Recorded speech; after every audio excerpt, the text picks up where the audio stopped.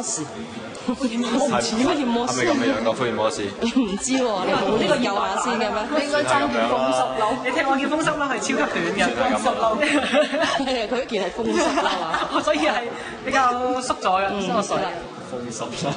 視察下個現場之前咧，我哋會攞到一份咁樣嘅，咁啊就俾我哋咧喺見到一啲蛛絲馬跡嘅同時咧，就 mark 低一啲嘅筆記啦。究竟會係點樣嘅咧？噔噔，呢個沙漠，乜嘢都冇。我哋嚟到呢個沙漠，佢身上仲有一個類似麻包袋嘅物體喎，而且佢手指係有戒指嘅。無名嚟嘅應該係。係啊，第4隻係嘛？即係佢嘅右左手嘅話，佢個胸骨嗰度咧有一啲嘅麻質嘅布料咧，喺旁邊㗎。呢度有張古詩紙，一塊泡紙啊，唔知係我呢度見到塊膠紙，但我諗應該係即係主辦單位佢哋喺報呢個局嘅時候，沙煲唔晒。咦，我喺棵草隔離見到一支凸起咗嘅類似木棍，我唔知究竟佢係植物啊定係木棍？你邊度揾木棍啊？咧？呢支凸起咗大概5 cm。應該係啲樹枝嚟嘅啫。好，我哋影低呢個5 cm，呢個係樹枝嚟嘅，我相信。蛛絲馬跡。呢支就係 Lala 所講咩凸起咗嘅木棍啦。我都要 zoom 好大，首先大家先睇到。原來佢呢度有幾粒，我相信呢啲係動物嘅糞便。係啊，我都覺得係。我哋睇嗰個額嗰個頭骨上面啊，喺額頭位置咧，好似有一個窿啊。一執唔知咩毛啊，唔知係動物啊定係人嘅毛，啲毛髮啊，交叉。我已經將所有嘅搜證寫咗喺呢度。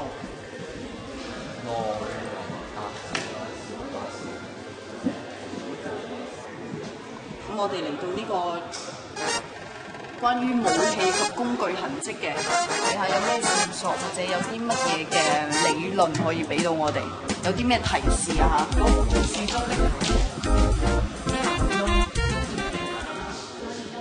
咁我哋可以試玩下呢個顯微鏡。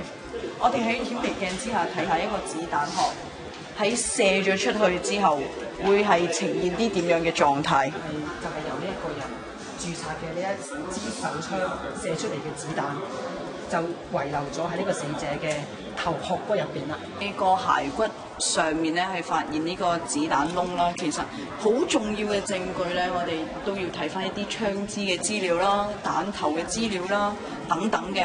使用塑膠模板去確定犯罪現場嘅子彈口徑，唔係呢個啊？咁我諗係呢個啦。彈窿就我哋喺犯罪現場見到骸骨上面嘅一個彈窿，係啦。咁我哋再試下睇下邊一個係吻合嘅。我目測之下應該係呢一個。哇3.08係咪？係啊，.308嘅呢一個選項。應該係.45啊，應該係.45啊！你睇下，你試一試.45。係話呢個鬆啊，頭先嗰個。應該係有冇搞錯？差少少，竟然套咗一個唔啱嘅，佢話啱喎。係喎，鬆嘅。呢個係.45。仲要話人哋點解會整一個唔啱嘅俾佢添？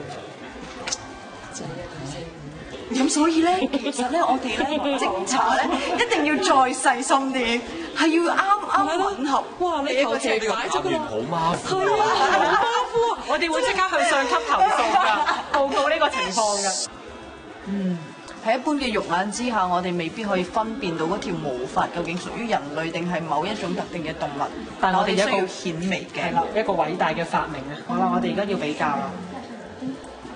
但係因為咁樣睇就會睇你撳一撳啦，比較咯，因為咁樣咯。嗱，呢個狗嘅就係咁嘅。係啦，呢個應該唔係啦，因為呢個幼過呢個嘅。嚇，差唔多覺得呢個嚟嘅咩？我覺得好似喎。好似喎我哋再睇落去。你睇翻呢一個嘅應該係係咪？你睇翻數係啦。呢個一定唔係啦，呢個唔似啦。仲有啲唔係啦，相距更加遠。呢個更加唔係啦。哇！一睇就知唔似啦。咁應該係狗啦。係啦，最吻合、最相似就係狗啦。係啦，咁我哋咧係一致認為咧呢一個嘅動物毛咧係屬於狗隻嘅。我哋而家就要去到法醫植物學裏面咧去揾下我哋喺呢一個犯罪現場咧揾到啲種子。其實呢啲種子咧係屬於乜嘢嘅植物嘅咧？咁我哋就要喺呢一度咧重新再去做一啲嘅搜集啦。頭先我哋有揾到種子咩？我諗我哋啱先認為嘅糞便可能就係種子啦嘛。有種子好糞便嘅喎，頭先嗰啲種子喺邊啊？其實原來喺疑犯嘅衣服上面係有種子嘅。呢個花粉咧係非原生嘅，即係咧唔係嚟自犯罪現場嘅喎，即係可能由嗰個死者啦，又或者當時案發嘅其他在場人士帶過去嘅。咁咧，根據呢一樣咧，佢係可以食用嘅植物啦。有可能咧，佢係俾咗 tips 我哋啦，可能嫌疑犯係一名園丁喎。或者佢係煮餸嘅咧，咁佢廚師咧都有可能喎。係咯，同埋頭先嗰度係沙漠嚟㗎嘛，冇可能有呢啲種到㗎嘛。係啊，係。我哋馬上就要去到 Lab 2實驗室。首先咧，我哋嚟到呢一度咧，我哋首先要揾翻受害者嘅牙齒咧，對照翻有幾個嘅樣本喺度啦。咁我哋揾翻其實佢係同邊一位嘅失蹤人士吻合咧？咁啊同埋要睇翻佢嘅補牙嘅情況啦，同埋佢牙齒缺失嘅情況嚟進行配對，然之後揾翻一個即係失蹤人士吻合嘅牙齒嘅，即係個死者身份啊。咁好明顯啦，好明顯就係馬克沃爾頓啦。係啦。好明顯，我哋對比兩個嘅樣本啊嚇，就係受害者嘅一個牙齒 X 光片嘅樣本，同埋咧失蹤人士嘅一個檔案入面啦，同佢吻合嘅咧就係馬克沃爾頓。呢啲係佢嘅朋友啊，係啦，咁我哋喺犯罪現場見到佢嘅胸骨上面係勾住咗一啲嘅毛髮啦，咁我哋證實咗係一隻狗嘅毛髮。咁咧，我哋懷疑咧，兇手可能都係佢身邊嘅朋友啦。咁所以佢身邊有狗，係啦，有狗嘅朋友咧都提供咗佢哋啲狗隻嘅一個 DNA 同埋啲毛髮樣本咁樣嘅。我哋而家要開始進行比對啦。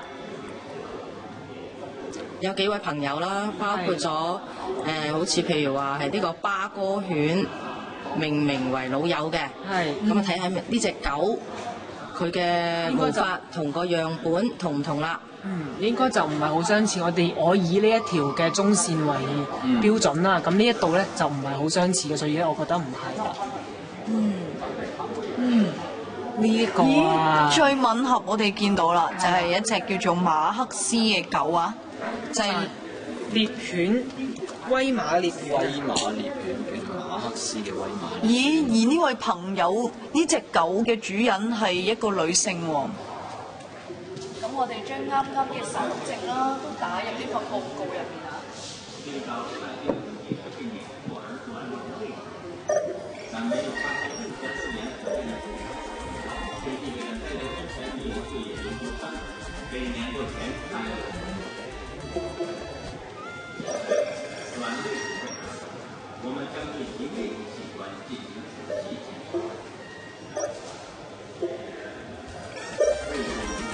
原来跟我真实的配对。